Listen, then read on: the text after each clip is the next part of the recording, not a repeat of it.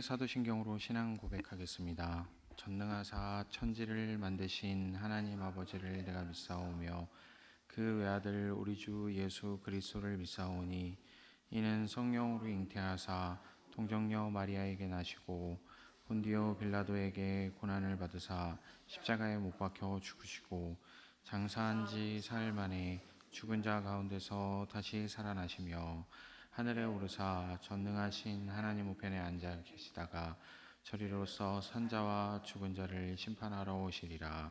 성령을 믿사오며 거룩한 공예와 성도가 서로 교통하는 것과 죄를 사하여 주시는 것과 몸이 다시 사는 것과 영원히 사는 것을 믿사옵나이다.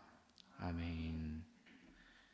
함께 찬송 부르겠습니다. 찬송가 279장 인내하신 구세주여입니다.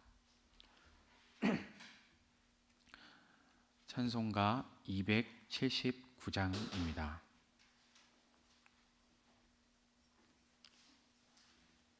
찬송가 279장 인내하신 구세주여 함께 찬양하겠습니다.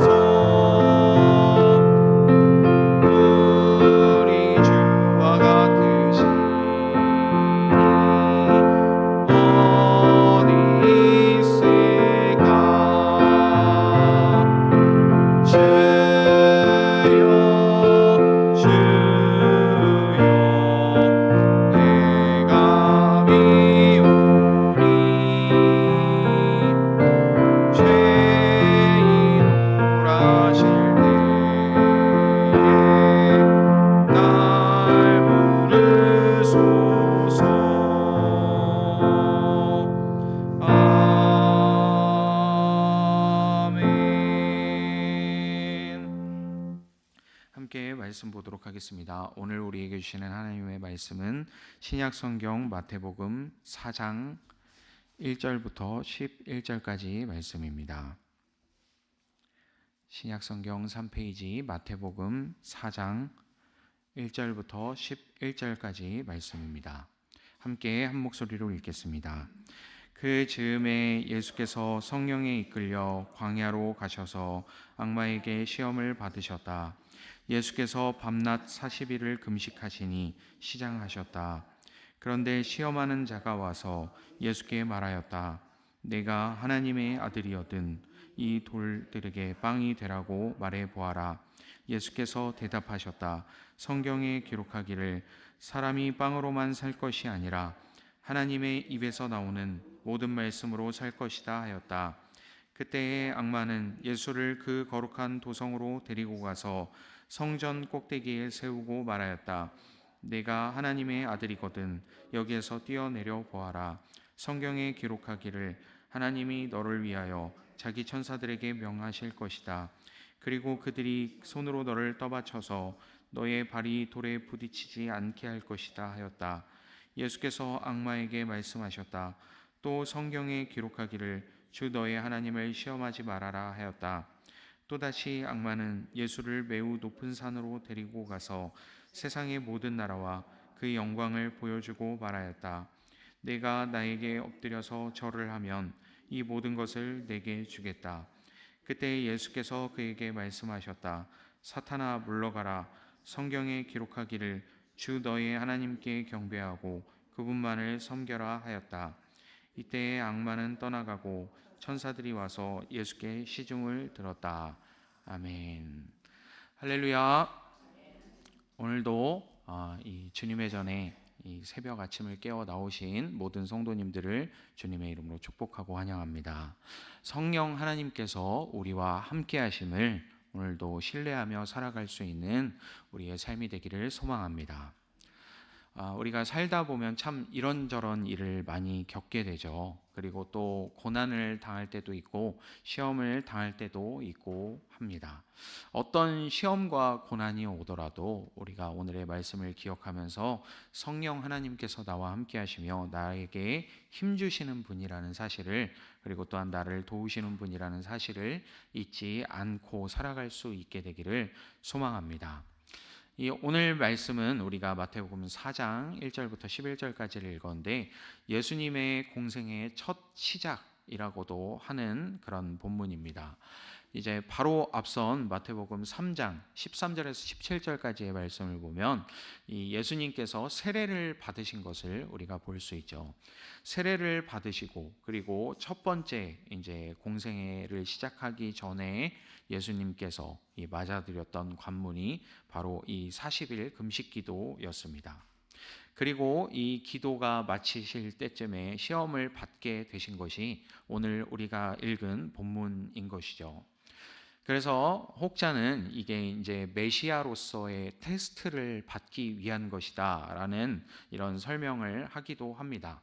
이제 메시아로서 사역을 하기 전에, 공생애를 시작하기 전에 이 반드시 거쳤어야 될 관문이다라는 그런 이야기를 하는데, 저는 말씀을 이렇게 묵상하면서 좀 보니까 이게 과연 메시아로서의 시험이 맞을까 하는 생각이 좀 들게 되었습니다. 왜냐하면 아무리 40일을 좀 굶어서 이렇게 기력이 없고 지치게 되었고 심지어 좀 그 지침으로 인해서 판단력이 흐려졌다고 하더라도 이게 과연 예수님이 걸려들 만한 시험거리나 됐을까라는 그런 생각을 좀 해보게 되었습니다. 예수님은 우리가 알고 있는 대로 하나님의 아들이죠. 그리고 또한 하나님 그 본체이시기도 합니다. 그리고 그 자신이 말씀이신 분이시기도 한데 과연 이러한 예수님께서 아무리 아직 공생애를 시작하기 전이라고 해서 아무리 능력을 나타내기 전이라고 한들 이런 시험거리들이 예수님에게 시험거리가 됐을까 싶은 그런 생각이 들었기 때문입니다. 그래서 오늘 당하셨던 시험이 보면 세 가지가 있는데 먼저 3절 말씀을 보면 이 돌이 빵이 되게 해봐라 라는 것이 첫 번째 시험이었죠. 그리고 두 번째 시험은 이 높은 곳에 데리고 가서 이곳에서 뛰어내려 보아라 라는 것이었습니다. 심지어 이 두 번째 시험은 말씀을 인용해 가면서 시험을 했던 것을 볼 수 있죠. 시편 91편 11절 12절의 말씀입니다. 이 높은 곳에서 뛰어내리더라도 천사들이 받쳐줄 것이다 라는 그 말씀을 인용해 가면서 이렇게 시험을 한 것을 볼 수 있습니다. 그리고 세 번째 시험은 9절의 말씀인데 나에게 절하면 이 천하만국의 영광을 너에게 주겠다라는 것이 이 세 번째 시험이었습니다. 네, 세 가지 시험 다 예수님이 걸려들 만한 건덕지가 좀 없어 보이죠. 네, 첫 번째도 예수님께서 말씀으로 이겨내신 것을 볼 수 있고, 두 번째도 말씀으로 이겨내셨고, 세 번째도 말씀으로 이것을 이겨내신 것을 볼 수 있습니다. 그런데 꼭 예수님이어서가 아니라 우리가 이런 시험을 당한다고 한들, 네, 물론 첫 번째는 우리가 능력이 없어서 할 수 없겠습니다만, 두 번째 시험, 이 높은 곳에서 뛰어내려 보아라. 이거 걸려들 만한 그런 건덕지가 아니겠죠. 네, 그리고 세 번째도 마찬가지로 사탄에게 절을 한다고 해서 이 천하만국의 영광을 다 주겠다. 네, 좀 이해가 되지 않는 그런 이 시험거리들이었습니다. 그런데 어쨌든 예수님께서 이 세 가지의 시험을 다 말씀으로 이겨내신 것을 볼 수 있습니다. 첫 번째 시험은 4절 말씀을 보시면 사람이 빵으로만 살 것이 아니라 하나님의 입에서 나오는 모든 말씀으로 살 것이다 라고 신명기 8장 3절의 말씀을 들어서 이렇게 이 시험을 물리치신 것을 볼 수 있죠. 그리고 두 번째 시험을 이기신 것은 7절 말씀을 보면 주 너의 하나님만을 믿고 그를 시험하지 말아라. 신명기 6장 16절의 말씀을 들어서 이 시험을 이겨내신 것을 볼 수 있습니다. 그리고 세 번째 시험은 이 10절의 말씀을 보면 알 수 있는데 주 너의 하나님만을 경배하고 그분만을 섬기라 라는 신명기 6장 13절의 말씀을 들어서 이 시험을 이겨낸 것을 볼 수 있습니다. 네, 전에는 그런 생각을 좀 잘 하지 못했었는데 이 본문을 읽으면서 다시금 곱씹어 묵상을 하다 보니까 이게 시험이라는 게 도대체 예수님께서 걸려들 만한 그런 시험이었는가라는 생각을 하게 된 것이죠.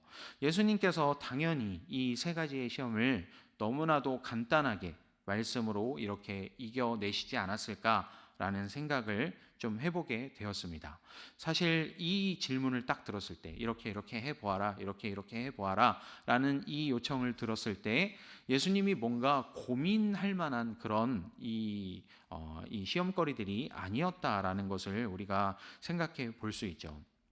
네, 그래서 오늘 말씀을 보면서 제가 좀 느끼게 된 것은 이 오늘 말씀을 보면 이 예수님을 시험하는 자가 악마라고 나오는데 그리고 예수님께서 마지막에는 사탄아 물러가라 뭐 악마가 됐든 사탄이 됐든 어쨌든 악한 존재가 와서 예수님을 시험했다라는 것을 볼 수 있는데 이 악마보다도 더 악랄하게 시험을 했던 것이 이 성경에 보면 있죠. 요한복음 8장에 보면 서기관과 바리새인들이 예수님을 시험했던 적이 있습니다. 그런데 그게 오히려 더 시험거리가 될 만했죠. 그리고 심지어 그때는 예수님께서조차 물론 이제 많이 고민되셨기 때문은 아닐 것으로 생각이 됩니다만 어쨌든 외형적으로 봤을 때는 예수님께서도 무언가 좀 고민하셨던 듯한 그런 이 행동을 보이시기도 한 것을 볼 수 있죠. 이 가늠한 여인 하나를 데려다가 이 여인을 율법대로 처리하자면 돌로 쳐 죽여야 되는데 어떻게 하면 좋겠습니까? 라는 시험을 했던 것을 볼 수 있습니다. 그리고 예수님께서는 잠시나마 이 고민을 했던 흔적을 좀 보이시긴 했죠. 땅에 무언가 손으로 글씨를 쓰시고 이제 일어나서 죄 없는 자가 이 여인을 돌로 쳐라 그러자 이제 모든 사람들이 다 돌을 버리고 떠나갔던 것을 볼 수 있습니다. 네, 어쨌든 훨씬 더 이 참 교활한 시험거리가 오히려 이 사탄에게서가 아니라 악마에게서가 아니라 서기관과 바리새인들 심지어 그들 자신 스스로는 하나님을 섬기면서 하나님 앞에 부끄러울 것이 없다고 그렇게 자부하며 살아갔던 사람들에게서 당했던 것을 볼 수 있습니다.